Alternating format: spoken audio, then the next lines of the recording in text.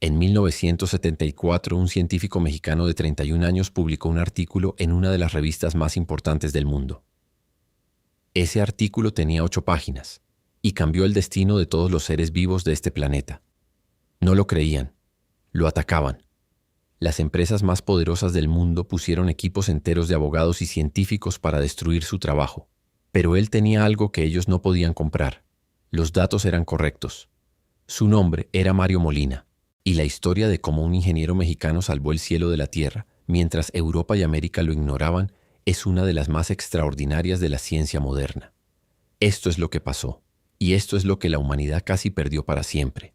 Pero empecemos desde el principio. Empecemos en Ciudad de México. Acto 1. El origen. Mario José Molina nació en Ciudad de México el 19 de marzo de 1943. Su familia era de clase alta.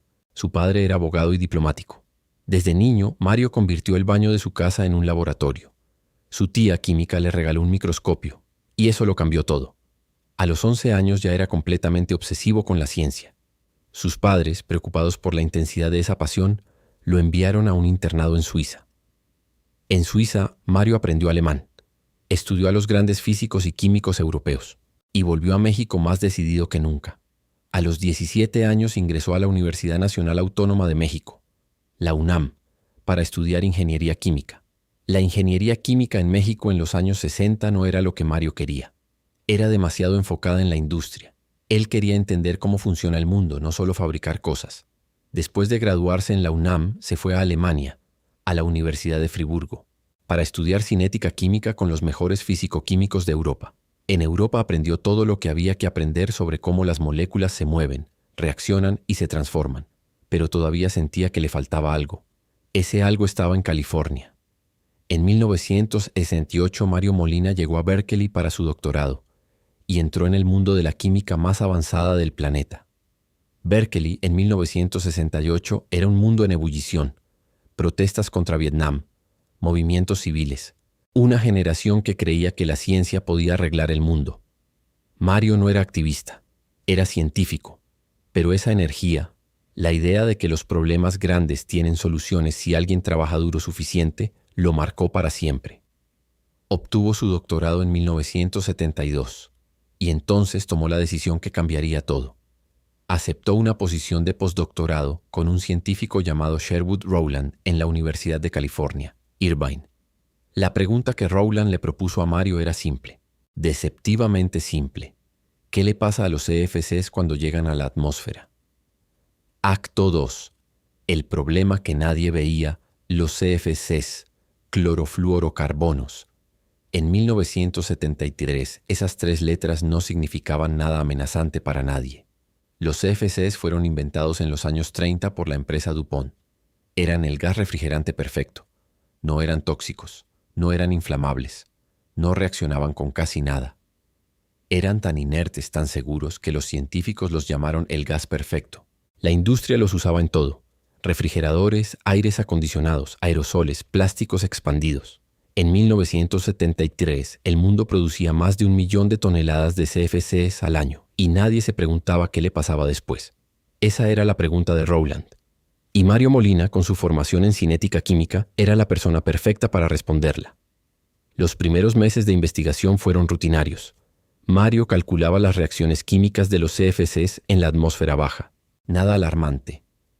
Pero entonces Mario hizo un cálculo diferente. Se preguntó, ¿qué pasa con estos gases en la estratosfera, a 25 kilómetros de altura? Y ahí fue donde todo cambió. En la estratosfera, la radiación ultravioleta del Sol es tan intensa que se mete por las capas externas de los átomos, y los CFCs, que son perfectamente estables abajo, se parten en pedazos. Cuando un CFC se parte, libera cloro, y el cloro en la estratosfera es una máquina de destrucción. Un solo átomo de cloro puede destruir 100.000 moléculas de ozono, y después vuelve a destruir más. Es un ciclo que no termina. El ozono es lo que nos protege de la radiación ultravioleta del Sol. Sin él, la piel humana se quema en minutos. Los ecosistemas marinos colapsan. Las cosechas mueren.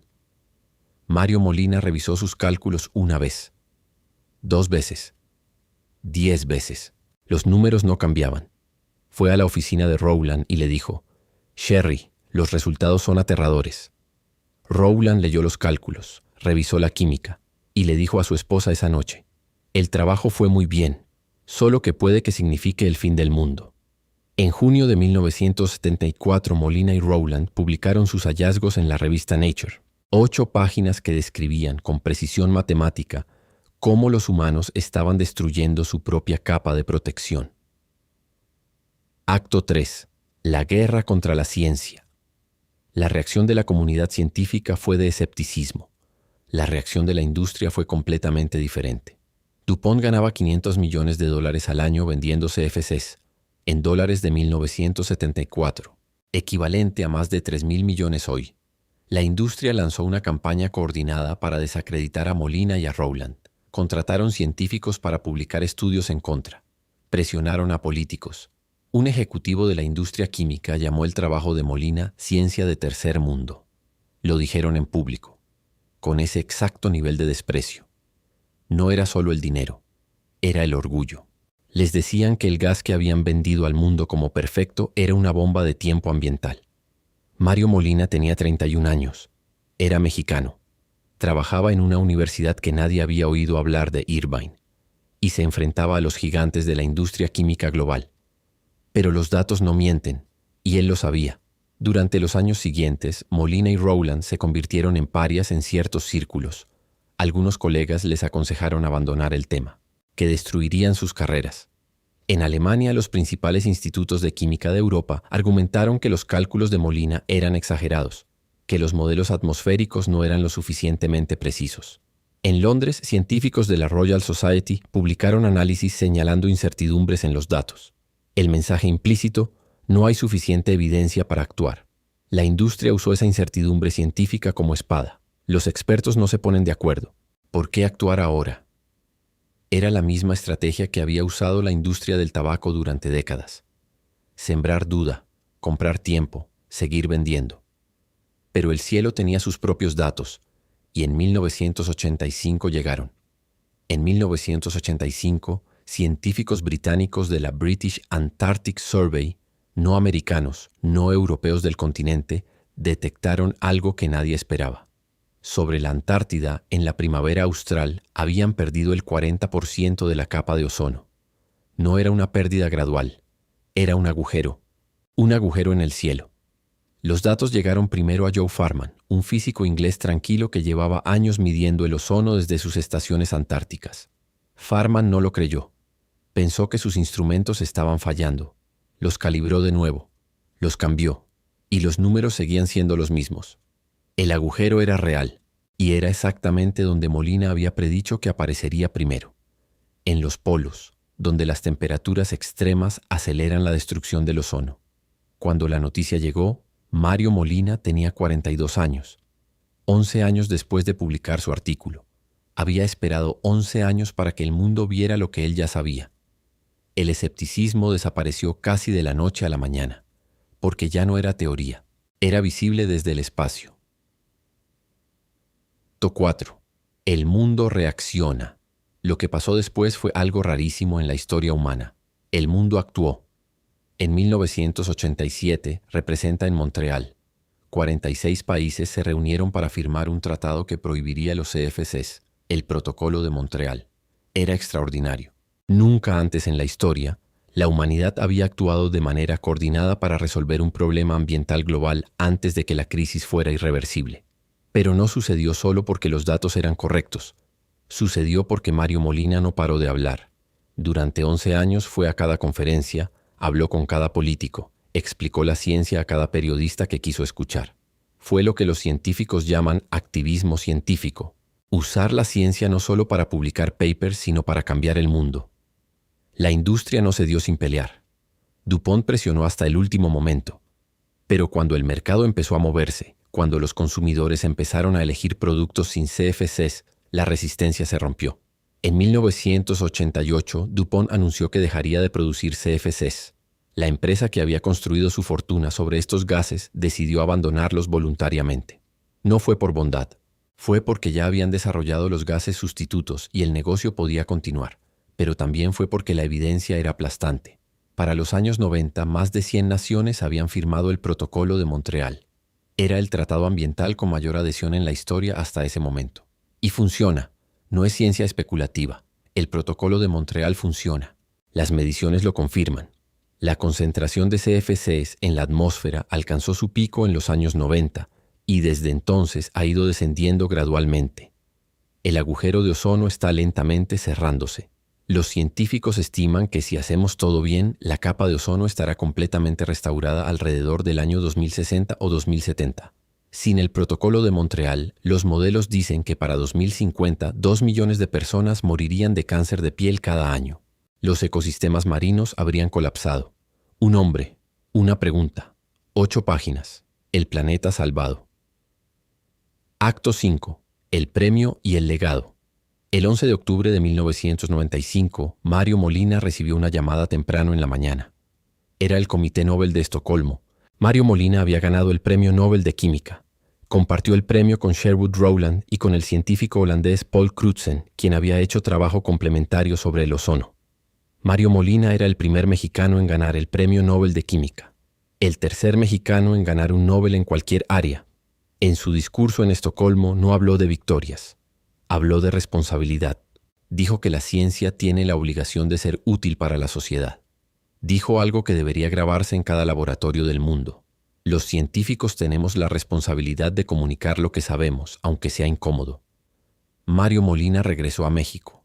Fundó el Centro Mario Molina para estudios estratégicos sobre energía y medio ambiente en Ciudad de México.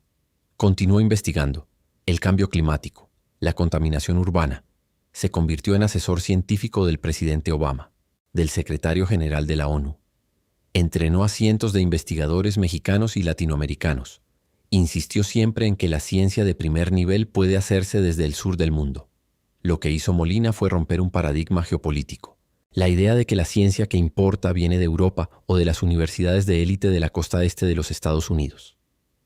Un hombre formado en Ciudad de México, con el microscopio regalado por su tía, con su doctorado ganado en Berkeley y su postdoctorado en Irvine, cambió el mundo. No lo hizo con dinero. No lo hizo con los recursos de una potencia industrial. Lo hizo con curiosidad, rigor y la voluntad de no rendirse aunque todo el mundo lo presionara a hacerlo. El 7 de octubre de 2020, Mario Molina murió de un paro cardíaco en Ciudad de México. Tenía 77 años. Tenía 77 años. Había vivido lo suficiente para ver el agujero de ozono comenzar a cerrar, para ver el mundo comenzar a sanar. Acto 6. Las lecciones y el cierre. Pero ¿cuál es la lección real de Mario Molina? No es que un mexicano ganó un Nobel. Eso es importante, pero es la superficie. La lección real es sobre lo que pasa cuando la ciencia choca con el dinero y lo que hace falta para que la ciencia gane. Hace falta valentía, hace falta persistencia y hace falta comunicación. Molina y Rowland publicaron su artículo en 1974. El Protocolo de Montreal se firmó en 1987. 13 años de lucha.